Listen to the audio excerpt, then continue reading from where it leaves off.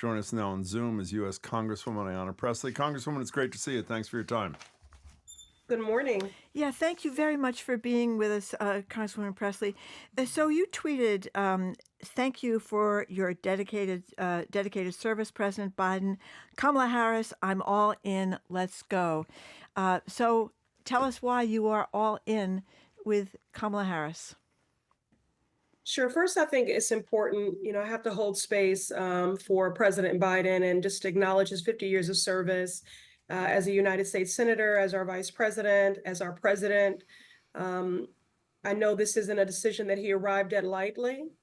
And I just think it's important that we recognize the leadership and the patriotism to pass the torch in this moment and these deeply consequential times.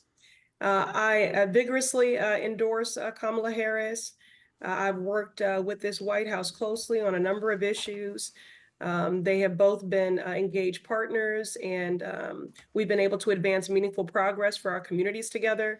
When Vice President Harris was a United States Senator, we worked very closely on the Black maternal morbidity crisis, the racial wealth gap, supporting small businesses, especially those historically underrepresented. And as the chair of the Abortion Rights and Access Task Force in our House, in the House of Representatives, I have to just acknowledge that she has been the most effective voice on abortion rights and access and healthcare justice, and also reminding people of our great work together. Of course, I was a lead House negotiator on student debt cancellation, working closely with Senator Warren and Leader Schumer, and on the issue of student debt cancellation. So I think, she's a prosecutor. She's going to make an effective case, both about the threat of a Trump White House, a weaponized Trump Supreme Court, which we already see in action, and their vision for America, Project 2025, which, again, these extremists don't make promises, they make threats.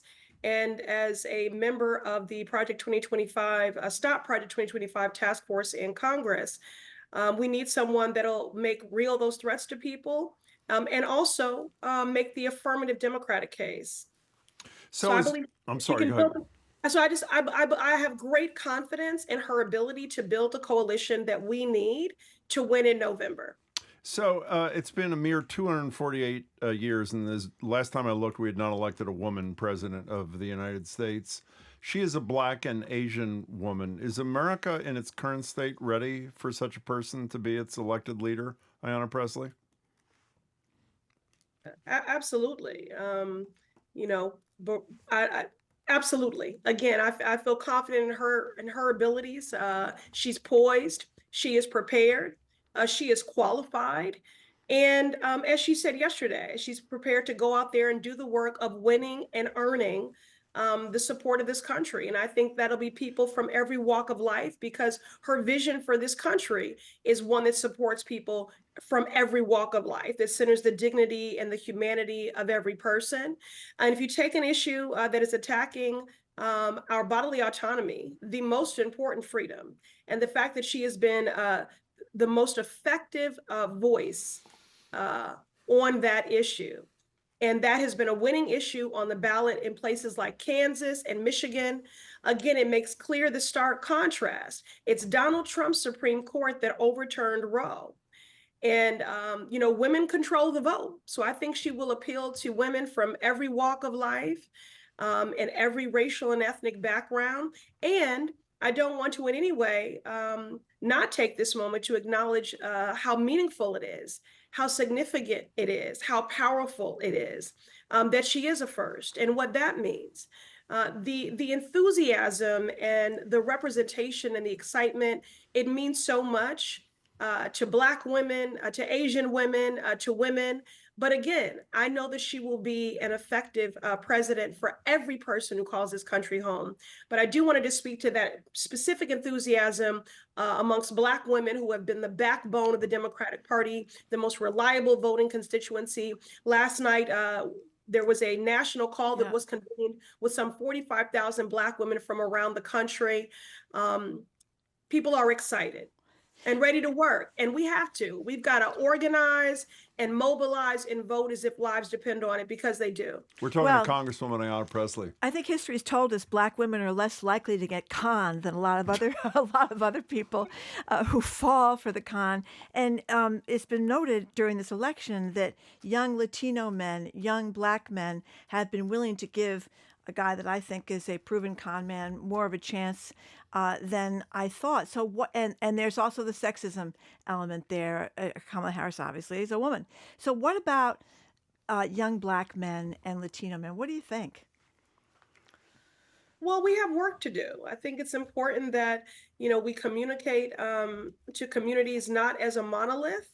The Latino community is not a monolith. The Black community is not a monolith. I think it's very important that we speak not only to the inequities and disparities and the ways in which communities of color have been marginalized, but that we are also speaking to aspiration, that we are speaking about innovation, that we are speaking about this racial wealth gap, and entrepreneurship and those things. So we have to speak to the real threat that a Trump White House is, a weaponized Trump Supreme Court, and the threat of Project 2025, which would dismantle the federal government as we know it and be a threat to every person who calls this country home, while also effectively making the Democratic case and lifting up those things that we have done that people can feel every day, like student debt relief and cancellation, like the child tax credit. And again, she has been the most effective voice when it comes to abortion rights, and that is a matter of bodily autonomy and freedom, and that has been a winning issue in red states, in blue states, in purple states, and I believe it will continue to be. Anecdotally, someone shared with me that they were coming back from an event, a social event, as the announcement was made that Biden was passing the torch and was also endorsing Kamala. And it was people probably 18 to 35 years of age, another constituency that we need to do work with.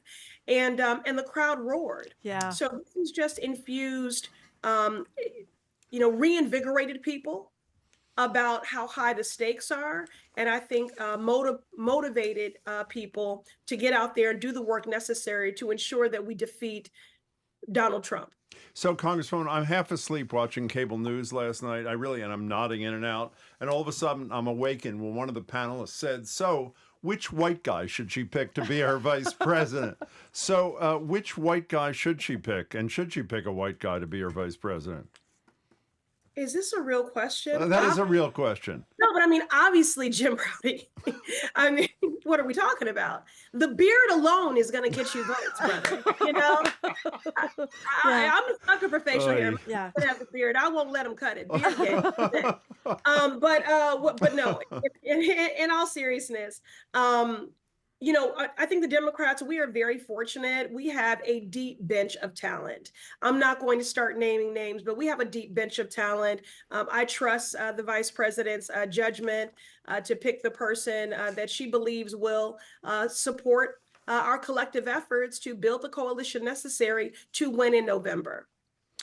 Congresswoman, it is great to see you as always. Thanks so much for giving us some time today. Yeah, we much appreciate it, Congresswoman. Thank you. One more thing I want to say. Yes. Sure. J.D. Vance, when he was talking about the country being turned over to cat ladies, and he invoked Kamala's name, and it was a complete erasure of her as a mom and as a proud bonus mom. I just want to say bonus moms are moms. And so this bonus mom cannot wait to get to work to elect Kamala Harris as our next president.